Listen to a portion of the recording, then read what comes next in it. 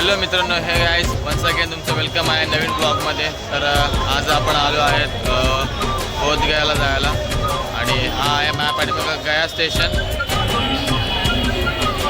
आणि हा असं पूर्ण रिक्षा स्टँड आहे. माझा आवाज येतो काय माहीत नाही, इथं खूप रिक्षा स्टँडवर ओरडतात बोधगया वगैरे असं स्टेशन.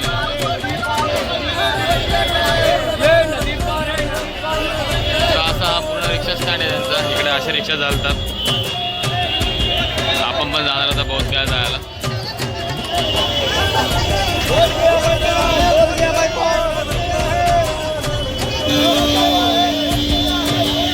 हो चाचा, बोधगया कहाँ पे? कहाँ पे? टेम्पो लगा है, मंदिर छोड़े में बोध गया है। ऐसे जाना है, आपका बारी है ना, पहचाने का काम बोध गया है, बोध गया है, बोध गया है, बोध गया है। चाचा कितना टिकट है बोधगया का? कितना लेते बोधगया का? 40 रुपये लेते हैं. तर समजा तुम्हाला मुंबईवरून जर तुम्हाला यायचं असेल तर मुंबईवरून तुम्ही बाय ट्रेनने पोचू शकता. ट्रेनचा टायमिंग ट्रेन तुम्हाला पूर्ण एक दिवस 7 घंट्यामध्ये पोचू शकते आणि जर बाय रोड यायचं असेल तर बाय रोडने तुम्ही 28 तासामध्ये इथे पोचू शकता. या स्टेशनवरून येऊन असे रिक्षा वगैरे करून तुम्ही जाऊ शकता बोधगयाला. आता आपण चाललो आहे बघू. आज आपण एकटे आहोत, नंतर आपले काही मित्र आपल्याला जॉईन होणार आहेत. भेटू. गया स्टेशनपासून बोधगया जायला 37 किलोमीटर आहे आणि अर्धा तास लागतो आपल्याला. त्या टमटम भेटतात, रिक्षा मिळतात. या रिक्षातून अर्धा तास जातो, अर्धा पाऊण तास जातो. आता वाजलेत 9:52. 9:52ला आपण या रिक्षामध्ये बसणार आहेत. बघू आता किती वेळात आपण पोचतो.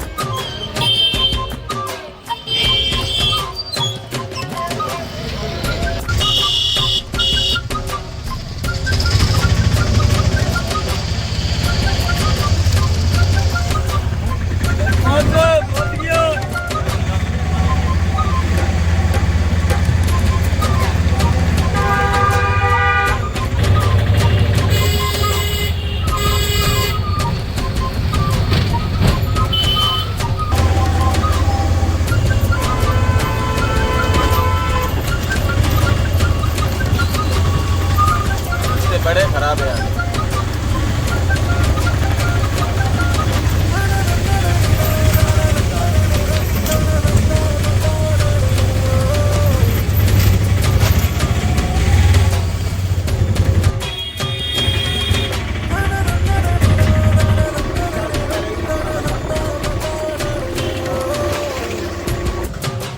तर मित्रांनो, आपण इकडून आलो असा आणि हा यांचा रिक्षा स्टँड आहे बोधगयाचा. इकडे आपलं सोडलेलं आहे. आता बोधगयाला आपल्याला तिकडे राईटला यायचे. हा बघा, हा लांब टेम्पल दिसतोय. आता आपण चाललो आहे. Let's go.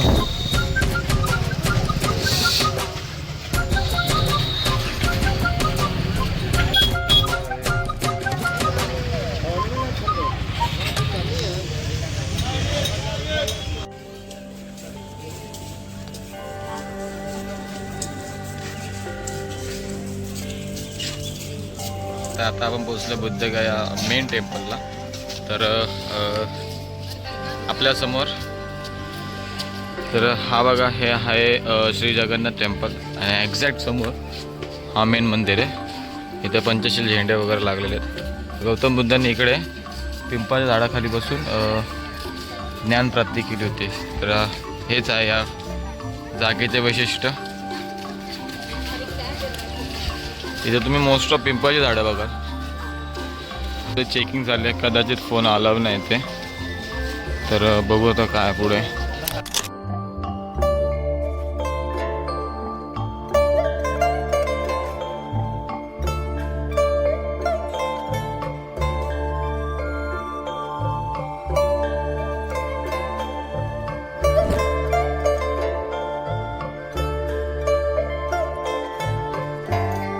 मित्रांनो, तर आपलं बघून झालेलं आहे महाबुद्धा महावीर टेम्पल.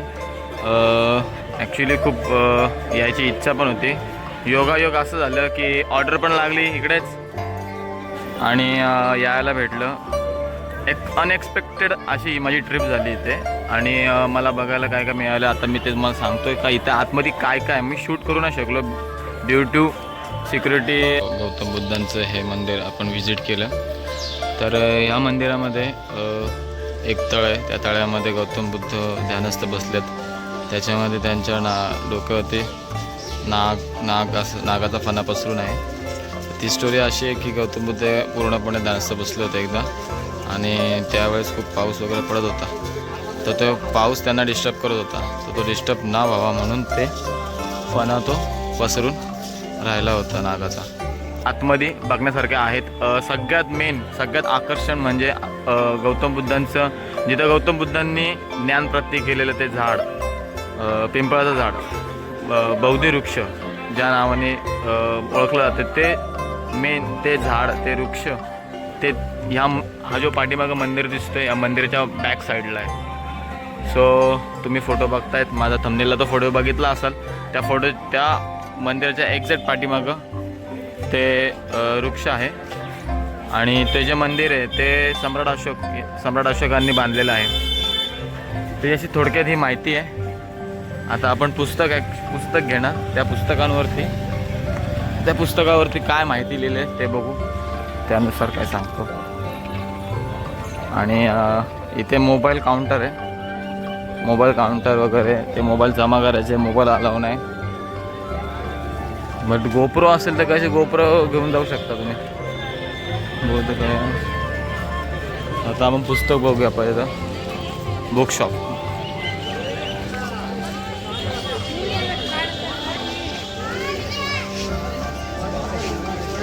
एक बघा, लॉक आहे तो पण.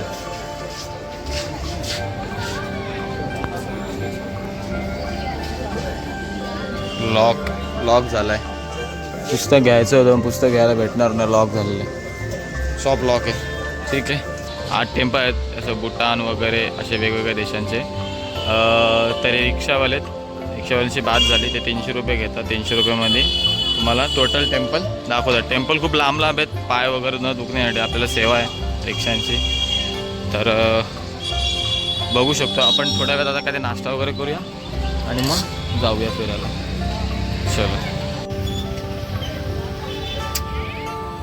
मूर्ती बघा कशी मस्त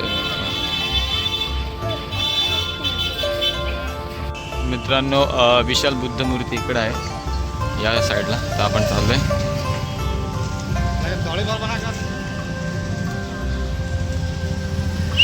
रस्त्यामध्ये एक चांगली अशी मूर्ती भेटली तर तिचं एक फुटेज घेतोय.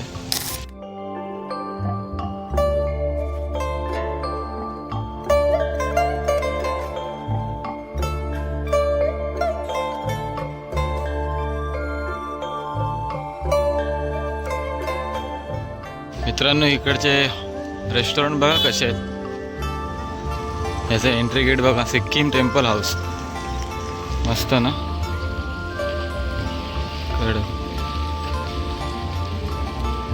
असं वाटतं का दुसरीकडे कुठं झालं. बाजार आहे, परिसर आहे. आणि आता आपण चाललोय गौतम बुद्धाची मोठी मूर्ती बघायला. इकडची सगळ्यात मोठी मूर्ती ही बघा. मूर्ती बघा मस्त.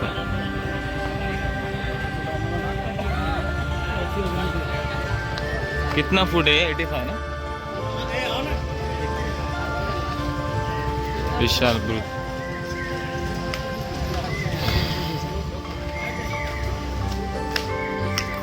दर्शनी की मोटरसाइकिल. अच्छा. तर मूर्ती बघा किती मोठी आहे. बापरे. मी लाईफमध्ये पहिली बार कुठली एवढी मोठी मूर्ती बघतो सध्या. मित्रांनो हा पूर्ण गौतम बुद्धाचा स्टॅच्यू आहे आणि इथे चप्पल ठेवण्याची जागा आहे. सो विसरू नका चप्पल ठेवण्यासाठी. चप्पल इथंच काढा, बाहेरून काढा, नंतर सरळ जावा.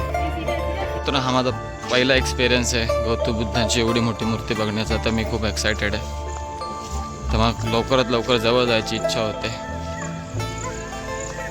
आणि तिची हाईट जवळ जाऊनच आपल्याला कळते किती मोठी, कशी जसं असं पुढं जाते तशी अशी मोठी होत चालले असं वाटतंय. मूर्ती बघा मग, हा हा हा, खरंच किती मोठी मूर्ती आहे.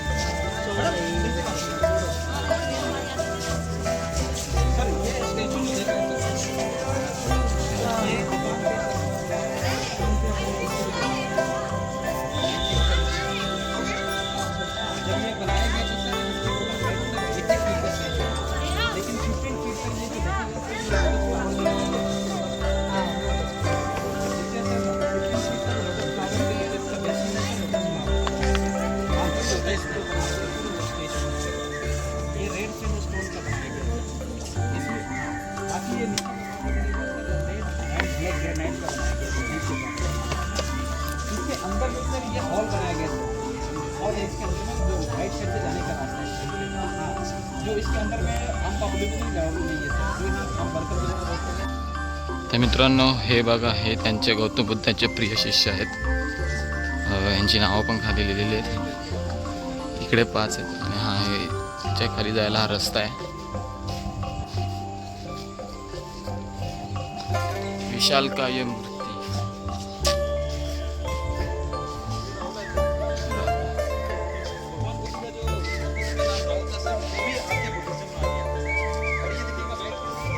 हे गौतम बुद्धांचा पुत्र होता, ते पण गौतम बुद्धाच्या जन्मात झाले, संत नरहरी.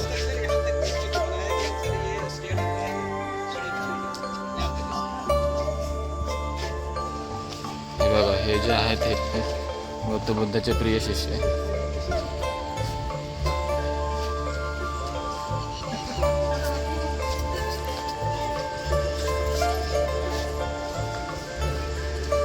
खूप माहिती मिळाली. 10 प्रिय शिष्य.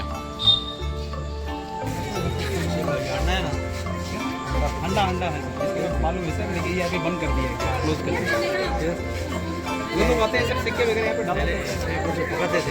नहीं पकाते नहीं थे सर, वो लोग अगरबत्ती वगैरह जो लाते थे जलाने के लिए सर, उस जगह पे लगाए थे. नहीं नीचे इसके अंदर में बालू, ये पूरा हॉल है सर, हॉल है, इसके अंदर में सैंड बालू डाला हुआ है सर. तो लोग जाके ये पितल का है क्या? ये पितल का है सर. ये जो लैंग्वेज जो देखेगा सर, ये चाइनीज लैंग्वेज है, क्योंकि चाइना के द्वारा ये डोनेट किया गया सर, चाइनीज है.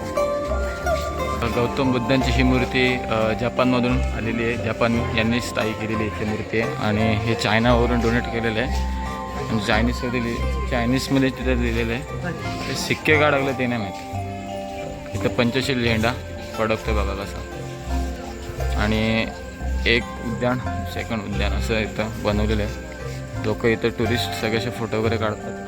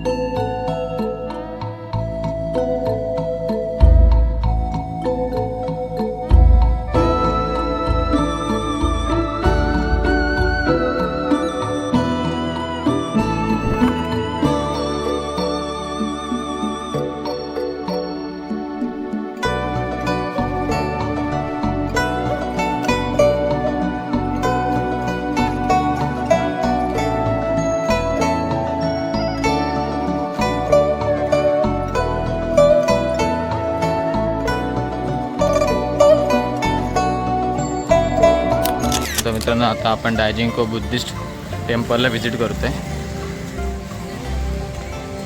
फीलच अलग येतो इकडे आल्यावरती. असं वाटतं का कुठंतरी वेगळंच ठिकाणी आले. त्यांचे स्टेअर्स. डायजिंगको बुद्ध विहार, बोधगया, जपान.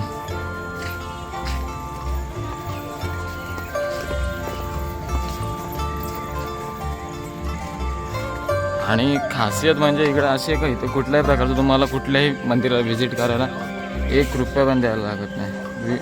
विनामूल्याचं आहे. सो खूप चांगलं. इथे चप्पल काढायची चप्पल काढायची व्यवस्था आहे पूर्णपणे.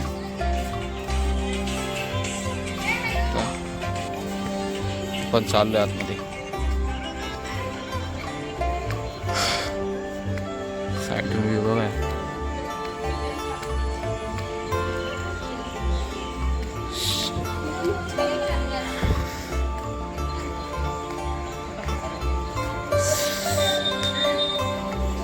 हो तर मित्रांनो अशी ही गौतम बुद्धांची प्रतिमा आहे.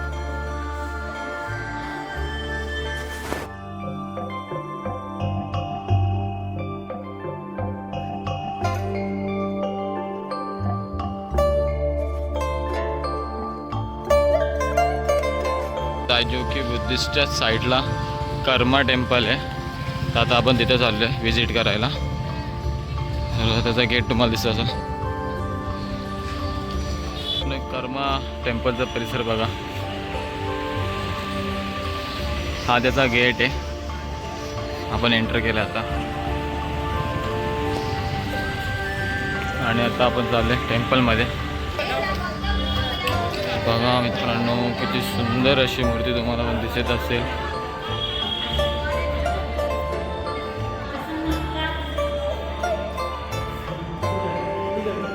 मित्रांनो या मंदिराचं स्टार्टिंगच बघा कशी आहे. म्हणजे काय ते नक्षीकाम वगैरे कलरिंग वगैरे बघा. वरचं छत बघा प्रॉपर किती मस्त आहे.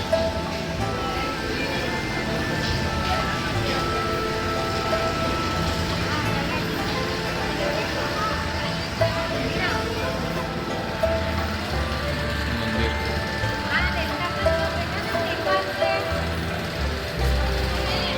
मित्रांनो हे बघा बौद्ध वृक्ष आहे.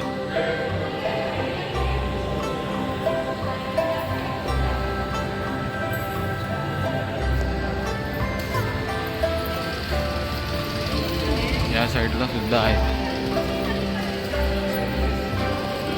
इथे अंगोली माल आहे. अंगोली मालची एक कथा सांगण्याचा प्रयत्न केले.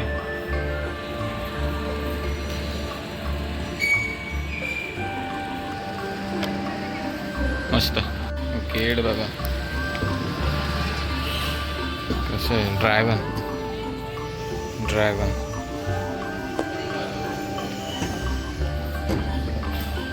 दखल.